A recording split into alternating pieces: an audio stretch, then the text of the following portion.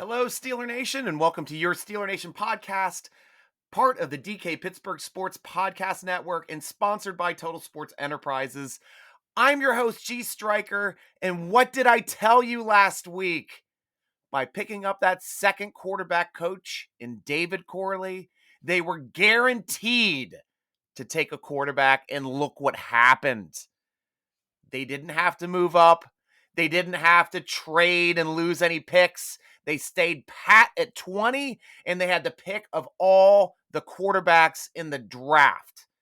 Some of you guys might be surprised on who they took, but I am not.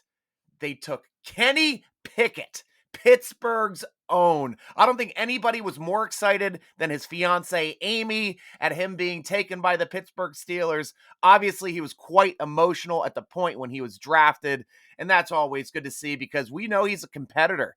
The crazy thing to this entire scenario is that Kenny Pickett was really the consensus number one quarterback at the end of the season. Every single draft person was saying it. And then we got into the situation where we started looking at the minutia of these other quarterbacks. Some metrics came out for the pro days. Some metrics came out for the combine. Oh, Malik Willis, he's a really talented guy. He's going to go to the Steelers. But the Steelers had their chance to draft Malik Willis or Kenny Pickett. And they went with the hometown guy. They didn't do it because he's still in the stadium. That's not the reason why they drafted him. They did it because the guy can play. And the guy was the best football player, quarterback-wise, last year in the FBS. And that the big thing was, as well, he took his team, Pittsburgh, in the ACC, usually a conference dominated by Clemson. Took him to the championship. A lot of people want to poo-poo that from last year. That's a huge accomplishment. The ACC usually has a team playing in the Final Four each season. This year it didn't, obviously, but he won the division. And that's a big, big deal. And that's crazy. I like the fact that I have to, and so Steeler Nation, we all have to sit here and we all have to welcome to the team, but not to the city, Kenny Pickett, because this time the Steelers do not pass on a talented Miami quarterback in the first round. And they get to keep Mr. Pickett in the same stadium he played in college for the Pittsburgh Panthers. It's kind of a neat story, but the only knock on him, obviously, was his hand size. That was my knock on him. I beat it down a couple times on the episode, but I started coming back around to him. And let's just get this straight about Kenny Pickett and his stats. Incredible stats, especially last year. 4,000 passing yards, 4,319, 42 touchdowns to 7 interceptions and a passing rating of 165.3. Guy was on fire, 67% completion percentage, and he was throwing down the field. That's an incredibly high percentage for a guy that's throwing it all over the field. This guy was not a dink and dunk quarterback. This guy was not an RPO short yardage guy. This guy was going all over the field, down the field, pushing the seams, pushing the sideline, pushing the safeties back. So that's what I like about the guy. Now, he may not be as mobile, and we were all here, and the Steelers wanted a mobile quarterback. They wanted a mobile quarterback. No, it turns out they just wanted a quarterback, and they wanted a great quarterback. And it ended up being Kenny Pickett. A lot of you guys are saying, too, hey, Dan Marino has great stats, too. We all know he passed Dan Marino's stats, but a lot of guys last night when I was on the draft show, a lot of you guys are saying, oh, the only reason why he has better stats than Marino is because he played 5 years in Pittsburgh. You are dead wrong, Yinzers. I'll show you Dan Marino's stats. Dan Marino had 8,597 yards. Incredible passing yardage for the guy back in the day. 79 touchdowns, incredible amount of touchdowns for the guy. Had a bad senior year, to tell you the truth, compared to his junior year. Junior year had 37 touchdowns. Senior year only had 17. But he had 69 interceptions. 69 interceptions. He had more interceptions than touchdowns his senior season. 23 interceptions to 17 touchdowns. That is something that Kenny Pickett never even sniffed. Let's look at his total stats. 12,300 yards, 81 touchdowns, 32 interceptions, half of the amount of interceptions than Marino in one more season. That's incredible. That's absolutely incredible. And if you take out his first year when he only had 500 yards passing, 1 touchdown, and 1 interception, he still has 1 more touchdown than Dan Marino, having 80 to his 79. And that was the incredible thing about Dan Marino, was the amount of touchdowns he had in his college career back when everybody was staying all 4 years in college in the same school. He ran it out too, but the Rooneys might be in the back of their mind, hey, we can't pass on another quarterback. But that's a consensus pick in the locker room too. It's not like that was Rooney's guy, or that was Colbert's guy, or that was Tomlin's guy. These guys have been arguing and talking, not arguing, but discussing quarterbacks the entire offseason. They had every single one of them in for a visit. Every single one of them they took out to dinner. Every single one of them they went to their pro day. They did their diligence, and they all came to the consensus that Pickett is their guy, and they got him. They absolutely got him. Now, there's no rush to start Kenny Pickett, obviously. We still have Mitch Trubisky. Hell, he can even stay behind him for up to 2 years, but Tomlin loves this guy's competitiveness the most, and he also loves his floor. He said he has the highest floor of any of these other quarterbacks in the draft. He's ready to compete now. So in my mind, that means that Kenny Pickett's going to have a chance to compete for a starting job this season. I don't see him beating out Trubisky this year. Doesn't have to, like I said. We've got Trubisky on the cheap pretty well. But if he does, hey, more power to us. We've got a good guy in Trubisky to learn from. Rudolph might be there as well to help and back up as well. Or I don't know if he's going to be upset now that we've taken 2 quarterbacks since we said he's going to be the starter. He's going to be our starter. Right now, he's the starter on the team. And since then, the Steelers have picked up Mitchell Trubisky, and now the Steelers have picked up Kenny Pickett. So I don't know how this is going to sit in the Mason Rudolph household, but he's got a chance to compete as well. And I know the Pittsburgh Steelers are honest in that situation. They will give all 3 of these quarterbacks a chance to compete. Who do you think's going to be at Steeler Nation? You tell me. Make sure you tweet me at SN_Striker. I want to hear about it. And that's the last thing. And I want to know also how you feel about them taking Pickett over Willis. Was this a smokescreen the whole way, where the Steelers keep saying, yeah, for the first time ever, that they were pointing at one quarterback? It seemed like Willis was their guy. And what happens when the draft comes? Pickett. Bam. Slap in the face. Everybody thought there was going to be Willis. So that's a nice smoke screen for once by the Steelers. Still knew they were going quarterback.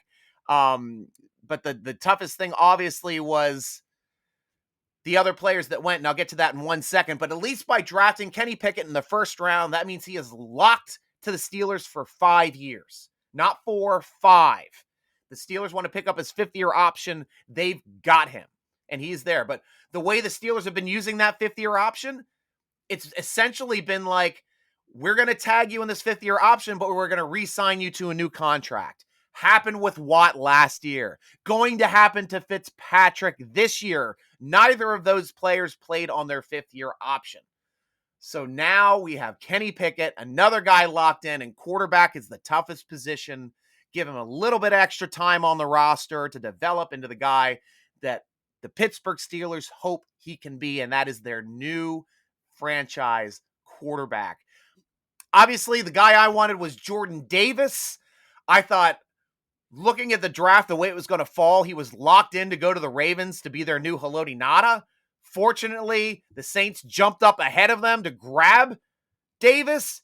But what did the Ravens do? They stuck to BPA, best player available, and they took my ultimate dream pick player in the draft in Hamilton out of Notre Dame, best safety in the draft. Then we hear they trade Hollywood Brown to the Cardinals, and they end up getting a 1st-rounder for the guy. That is absolutely insane. And they parlay that pick into the top center in the draft. They get Tyler Linderbaum, the guy out of Iowa, the guy in black and gold. So the Ravens had an incredible draft. Their top 2 picks, they got the best safety, arguably even the best player in the draft. A lot of them had NFL.com had Hamilton listed as their top rated prospect in the draft. Fell all the way into the Ravens' laps at 14 or 15, wherever they were picking. And then they turn around and get the top center in the draft. 2 top positions in the draft in the first round. That's going to be tough for the Steelers to have to go up against those guys for the next 4+ years. Cincinnati, the only other team they drafted last, they get Daxon Hill, the talented safety, at the last pick, and they could use that help in their secondary to help them out. That was one of the only reasons why they didn't win that Super Bowl. If they had a little extra secondary help, they could have shut down Max Stafford on another drive or two. They would have won that Super Bowl. Good pick for them as well. Real good pick, sitting there last in the draft, getting a guy they want, a guy that can help them immediately. And of course, congratulations to the Cleveland Browns for picking their nose, for doing nothing. Congratulations, Brownies. No picks for you in the first round. You've got your quarterback under controversy. You've got additional controversy trying to figure out if you guys intentionally lost and may lose even more first-round draft picks from that. I would be all for that. Never have a first-round draft pick again, Cleveland. Good luck with the bed you have made, because this is it for you. Absolutely it. Now, guys, who would I want? I said I wanted Davis. We went through that. We still have some good players here available in the second round. A guy like Sky Moore, or a nice receiver, is a guy I'd really like to pick up. Nakobe Dean made it to the second round. Andrew Booth, another corner from Clemson, great player. Brisker, the safety from Penn State, is the guy I would love to have in the second round. If we can find a way to get him, or even Petrie from Baylor, great safeties to be had in the second round. We need a banger. We need a banger to play alongside our guy, since Edmonds was only signed to a 1-year contract. Heck, the starting spot isn't even locked into the guy. If we take a safety in the second round, we will have to see. Questions. Now it's time for questions from Steeler Nation, where we take our questions from the Steeler Nation Football Forum. It is free to join over at SteelerNation.com. Join it, become part of the conversations today. The question today is from /Steel. What's the odds that you will interview the 5th round draft pick this year? I'd say pretty slim, especially since they don't have a 5th round pick, unless they trade into the 5th round for a guy. Love that trick question there, /. But all kidding aside, who is my final guy for pick 20? I tell you, I really wanted Davis. I really wanted Hamilton. But I did a mock draft with a bunch of podcasters from different teams. My guy sitting there was there when we picked, and that was McDuffie. I really like the cornerback McDuffie. And what happens the pick after us? Kansas City trades up to grab McDuffie. That talent was there. But Steelers said, we're going quarterback instead of cornerback. Yet again, they had a chance probably for their most elite drafted cornerback they could have gotten talent-wise since Rod Woodson fell into their laps in the late 80s. I don't know. I don't know how I feel about that, but I understand why they chose Pickett. That is the direction. They needed a quarterback. With the passing of Haskins, unfortunately, that made the need all that much more. And that was the biggest need that I had for them on the roster, to tell you the truth, since they signed a strong safety. Defensive line is still there, but they still have 2 guys in that slot with Alualu and Adams backing up. So that's the way they went. Guys, thank you once again for joining us on the Steeler Nation podcast, sponsored by Total Sports Enterprises. Be sure to check them out over at tseshop.com. Check us out live on Tuesday at 7 o'clock on our vidcast, and check out great Pittsburgh sports content at dkpittsburghsports.com, at DKPS Podcasts for the Twitter. That is all of our great podcasts. Be sure to go like and listen to all of them. Read our great Pittsburgh Steeler-focused articles at SteelerNation.com. Follow Steeler Nation on Twitter at Steeler Nation. Instagram us at SteelerNation.com. Follow the podcast on Twitter at _SN Podcast, or follow me on Twitter and Instagram at SN_Striker.